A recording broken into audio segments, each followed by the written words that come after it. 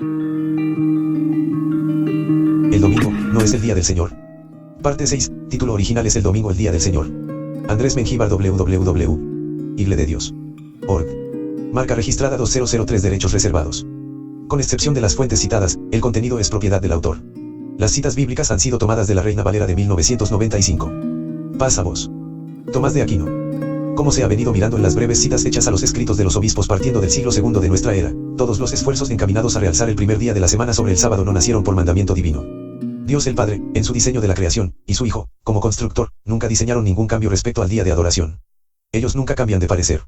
Más por las controversias entre obispos y judíos suscitadas durante varios siglos, la inclinación favoreció al primer día de la semana. Prueba de ello lo presenta Tomás de Aquino. En la nueva ley la observancia del día del Señor tomó el lugar de la observancia del sábado, no por virtud del precepto sino por institución de la Iglesia y de la costumbre de los cristianos. Tomás de Aquino.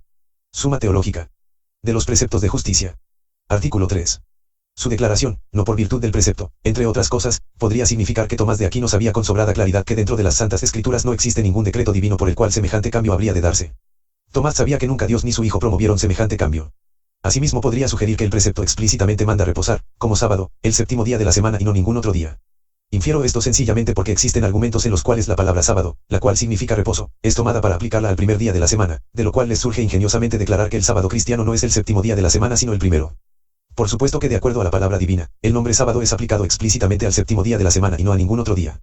Éxodo 31 horas y 15 minutos dice: 6 días se trabajará, pero el día séptimo es día de descanso consagrado a Jehová. Cualquiera que trabaje en sábado, ciertamente morirá. Para el Padre y para el Hijo no existe otro día sábado o de reposo, que no sea el séptimo. Curiosamente, el sábado nunca fue removido de su lugar en los calendarios. Cualquier calendario siempre muestra al domingo como el primero y al sábado como el séptimo, lo cual claramente dice que para la Iglesia está plenamente claro que el día al cual la Santa Escritura se refiere como de reposo siempre es el séptimo día de la semana. En ningún momento de la historia ha sido cambiado o alterado el orden de los días semanales. Nunca ha sido insinuado que el lunes, o el martes o el miércoles o el jueves, o el viernes marquen el inicio del ciclo semanal. Por consiguiente, se sabe que los paganos adoraban al sol el primer día de la semana en contraposición a Dios que había reposado el séptimo, y que ese día ha prevalecido a través de los milenios hasta nuestro tiempo como el día dedicado al sol. Prueba de ello es su nombre en inglés Sunday. Tomás de Aquino claramente dice una verdad: el sábado no ha sido cambiado por Dios ni por su Hijo, sino por institución de la Iglesia y de la costumbre de los cristianos. Adviértase en esto que la Iglesia y los cristianos mencionados de ninguna manera son la Iglesia original y los apóstoles, ya que ellos predicaron en qué consistía la justificación por fe, lo cual de ninguna manera combatía la observancia de mandamientos morales que incluyen al sábado. La pregunta es, ¿desde cuándo los cristianos tienen autoridad para cambiar o para modificar aquello que Dios ha ordenado que se obedezca? Es cierto que la Iglesia, no la Iglesia mencionada en las Escrituras sino la Iglesia, siempre ha declarado poseer autoridad para cambiar lo que Dios ha establecido. Con todo, ¿ha provenido de Dios esa autoridad, o es una concesión hecha a sí misma? Por consiguiente, cualquier alteración al esquema divino no tiene validez. No importan las razones por las cuales los obispos favorecieron al primer día de la semana en lugar del sábado, lo que importa es entender que Dios no ha autorizado cambios a su palabra. El sábado continúa vigente en la mente divina aunque los gentiles declaren que no. Algo a lo cual se le debe poner mucha atención es que Tomás claramente dice que en la nueva ley el sábado fue cambiado por el domingo, o sea por el primer día de la semana, por la costumbre de los cristianos. Póngase atención a lo siguiente: los cristianos mencionados en las Escrituras nunca son mencionados como reverenciadores del día del sol, por lo tanto, los cristianos mencionados por Tomás no son otros que aquellos paganos que habiendo sido introducidos en la Iglesia tenían por costumbre ancestral la dedicación del primer día de la semana. En otras palabras, el primer día de la semana dentro de la Iglesia se debió a que ese era el día fue importado por ellos, con la diferencia que se le dio el calificativo de día del Señor. Tomás de Aquino es una de las figuras cumbres para el establecimiento definitivo de la doctrina de la Iglesia. Para él, todos los argumentos sostenidos por los obispos definieron el rumbo que la Iglesia tomaría definitivamente respecto a su día de adoración. La Iglesia apostólica está excluida de ser la autora de cambio alguno. Todos los versículos citados por los apóstoles, principalmente Pablo, nada tienen que ver con las interpretaciones de que fueron objeto por los obispos del siglo II en adelante. Haber interpretado sus escritos como validadores del primer día de la semana son solo armas episcopales para apoyar la observancia de un día que Dios nunca autorizó. Efesios 2, 11-18. Por tanto, acordaos de que en otro tiempo vosotros, los gentiles en cuanto a la carne, erais llamados sin circuncisión por la llamada circuncisión hecha con mano en la carne. En aquel tiempo estabais sin Cristo, alejados de la ciudadanía de Israel y ajenos a los pactos de la promesa, sin esperanza y sin Dios en el mundo. Pero ahora en Cristo Jesús, vosotros que en otro tiempo estabais lejos, habéis sido hechos cercanos por la sangre de Cristo. Él es nuestra paz, que de ambos pueblos hizo uno, derribando la pared intermedia de separación, aboliendo en su carne las enemistades, la ley de los mandamientos expresados en ordenanzas, para crear en sí mismo de los dos uno solo y nuevo hombre, haciendo la paz, y mediante su cuerpo reconciliar con Dios a ambos en un solo cuerpo, matando en ella las enemistades. Y vino y anunció las buenas nuevas de paz a vosotros que estabais lejos y a los que estáis cerca, porque por medio de él los unos y los otros tenemos entrada por un mismo espíritu al Padre. Por increíble que parezca, la verdad acerca del esquema que Dios preparó para unir a judíos y a paganos en un solo cuerpo conocido como Iglesia de Dios, 1 Corintios 10:32, nunca es explicado por los escritores del siglo II en adelante. Ninguno, ni los antenicemos ni los postnicenos lo hicieron. Más parece que sus intentos estuvieron siempre enfocados en minimizar en todo lo posible a los israelitas, presentándolos ante los paganos convertidos como personas que por haber rechazado a Jesucristo perdieron totalmente el favor divino, lo cual es un grave error. Dos cosas principales saltan inmediatamente a la vista cuando se leen sus escritos: el rechazo total a todos los judíos, y el rechazo total a todo lo relacionado a la ley, especialmente respecto a los sábados rituales festivos y al sábado séptimo día de la semana.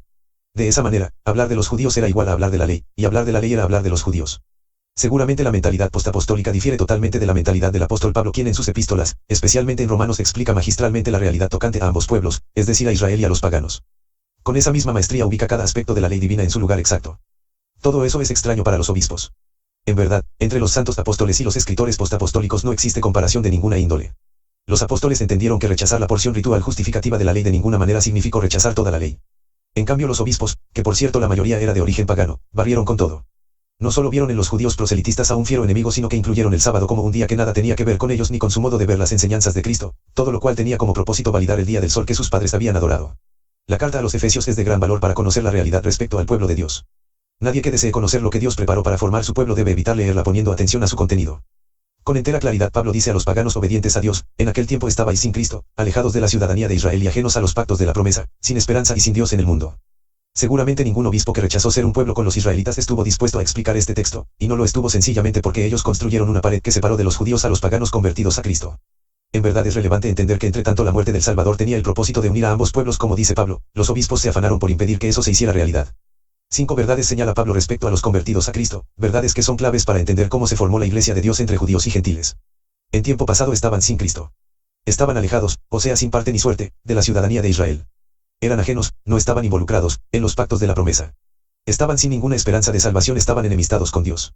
Los obispos encontraron intolerable y difícil de explicar lo que Pablo había declarado a la iglesia apostólica porque les contradecía totalmente en su lucha de distanciamiento. Para Pablo, Jesucristo es el medio para hacer que los paganos entren a tener participación en los pactos de la promesa. Estas palabras son sumamente críticas para entender qué sucede con los gentiles cuando aceptan a Cristo, pero seguramente nadie que desconozca el propósito del sacrificio en la cruz se llenará de valor para aceptar que ser pueblo de Dios significa ni más ni menos que entrar a participar de los pactos que Dios concertó con Israel y con los patriarcas. Nadie con experiencia en la lectura de la palabra ignora que los pactos de la promesa se relacionan con compromisos recíprocos. Los pactos de la promesa no significan algo así como que Dios se comprometió a bendecir a los humanos sin que ellos quedaran obligados a obedecerle. Pacto es pacto, y su significado no debe ser tomado antojadizamente como para creer que el único comprometido es Dios al tiempo que los humanos no están obligados a obedecerle. Esto es lo que el cristianismo se esfuerza por minimizar. Esto es lo que Pablo nunca debió haber escrito porque destruye totalmente el esquema distorsionado que la Iglesia episcopal instituyó como religión. Observes el modo con que Pablo establece la realidad interracial que condujo a dar nacimiento a la Santa Iglesia de Dios, aquella de la cual está dicho ser columna y baluarte de la verdad. Esa realidad es que los paganos o gentiles al obedecer a Cristo vienen a ser participantes de los pactos. Léase detenidamente la porción citada y se concluirá en una realidad incontrovertible: no se puede ser de Cristo y al mismo tiempo estar excluido de pactos que Dios concertó con Israel. De hecho, declarar que se es pueblo de Cristo y a la vez rechazar los pactos es un esquema extraño que Dios totalmente rechaza. ¿Cómo podría haber sido posible que aquellos obispos que desechaban totalmente la ley y los pactos que Dios concertó con Israel, validaran las enseñanzas de Pablo? En realidad, las palabras del apóstol son un contundente rechazo al separatismo que varias décadas después de su muerte se iba a llevar a cabo. Pablo dice que el sacrificio de Cristo sirvió para quitar la enemistad entre judíos y paganos, cuya enemistad se había mantenido por más de 1500 años desde que el pacto de la ley fue hecho. Sin embargo, aquellos obispos no solo trabajaron mantener esa enemistad sino por incrementarla, tal como puede verse en el modo en que Justino y Tertuliano se expresan cuando mencionan a los israelitas y a la ley. La teología acerca del primer día de la semana como día de adoración se estrella violentamente contra Efesios 2, 11-18 porque los pactos de la promesa hechos con Abraham y su descendencia incluyen el sábado, no el primer día de la semana. Esos pactos no contemplan cambio alguno ni mucho menos autorizan a los humanos a proceder por iniciativa unilateral a modificar su contenido, por eso, el argumento de la resurrección en el primer día de la semana siempre será nulo. Conclusión. Entre el modo de entender la fe recibida de los primeros convertidos al Evangelio, y el modo de entenderla de los obispos hay bastante diferencia. En semejante diferencia, al leer a los apóstoles fácilmente se advierte intolerancia total hacia las costumbres paganas. En cambio, al leer los escritos episcopales el panorama cambia, advirtiéndose tolerancia total hacia las costumbres paganas e intolerancia a las leyes de Dios. La razón principal para semejante disparidad consiste en que los primeros, o sean los apóstoles, eran israelitas, mientras que los segundos eran de origen pagano. Los primeros, antes de convertirse al Evangelio habían obedecido las leyes de Dios, mientras que los segundos habían vivido en el paganismo. Los primeros supieron cómo cambiarse del judaísmo tradicional hacia el nuevo sistema de salvación por gracia. Los segundos no supieron hacer el cambio del paganismo al Evangelio. Más bien en lugar de cambiar hicieron una mezcla extraña que dio origen a un cristianismo pagano, repleto de costumbres diabólicas. Como se ha dicho antes, muchos, posiblemente la mayoría, de los obispos habían sido adoradores del sol y guardadores del primer día de la semana. De hecho, no se requiere de mucho para concluir acerca de las razones por las cuales continuaron observando ese día, para lo cual modificaron su significado, de tal manera que en vez de dedicarlo al sol como lo habían venido haciendo, lo dedicaron a Cristo. Pero como se ha visto, aunque ellos se afanaron por presentar el nuevo esquema, la mente pagana cristiana no aceptó el argumento que declaraba la resurrección de Cristo como válida para sustituir la adoración al sol. Para ellos, el día del sol continuaba vigente dentro de la iglesia. Prueba de eso es que habían iglesias que adoraban al sol cuando éste salía en el oriente y lo alababan. Los obispos, con gran habilidad, siempre evadieron explicar cómo se originó la dedicación del primer día de la semana dentro de la iglesia. Al contrario, siempre se afanan por argumentar vaciedades, tales como los significados que ellos creían mirar acerca de ese día en la creación, o la famosa excusa en la cual presentan la resurrección de Cristo como pantalla detrás de la cual esconden su preferencia por ese día en lugar del día señalado por Dios. En realidad, todo teólogo honesto siempre afirmará que el relato genésico acerca del primer día de la semana, y la resurrección de Cristo no son argumentos válidos para que los humanos hayan decidido optar por cambio alguno. Sin lugar a dudas, el más grande error que la religión cristiana ha cometido a lo largo de su historia ha sido regalarse a sí misma la autoridad de modificar el significado de la palabra de Dios. Maravillosamente, Dios a nadie autoriza a cambiar lo que Él hace. Incluso nuestro divino Señor Jesucristo siempre actuó la perfecta armonía con los designios de su Padre. Si la religión en verdad cree en Dios, entonces debe modificar su modo de pensar y debe volver por el camino que le enseñaron los santos apóstoles. Esto por supuesto es enteramente imposible.